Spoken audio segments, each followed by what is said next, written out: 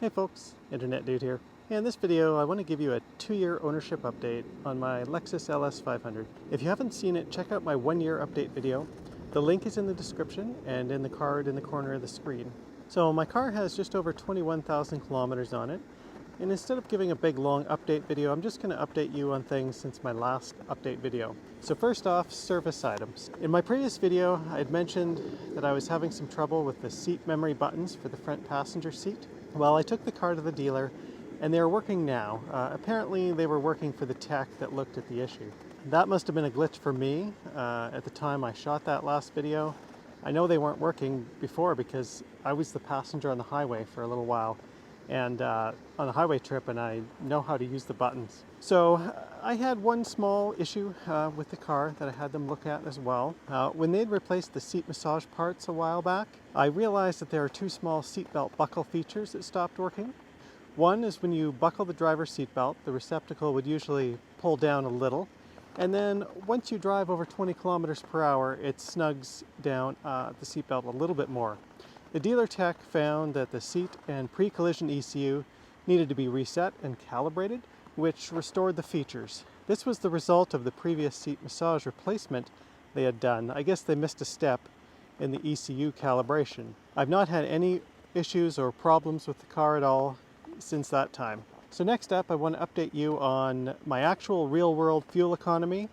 The car is officially rated for 8.7 liters per 100 kilometers, or 27 miles per gallon US on the highway, and 13.8 liters per 100 kilometers, or 17 miles per gallon US in the city. I've tracked every fill-up since I got the car using a service called Fuely. I can't give you an accurate breakdown of my driving efficiency of highway versus city because I didn't do individual tests.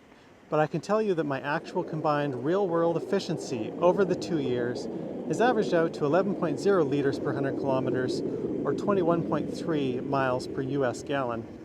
That has improved from the figures that I gave you last time, but I've done a little more highway driving than city driving, so that's no surprise. I guess I should probably tell you at this point that I've ordered a new car to replace this one. The replacement is a new Lexus, and it's a hybrid, but I didn't go for the new LS. Leave me a comment below and tell me what you think I have ordered.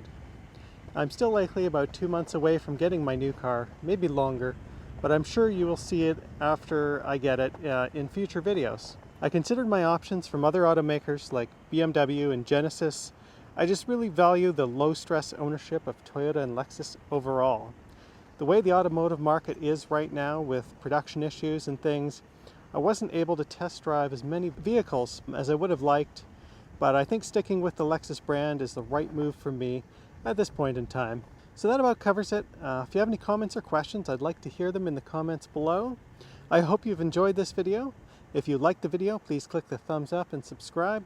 I plan on doing more Lexus and other automotive videos in the future, so stay tuned to the channel.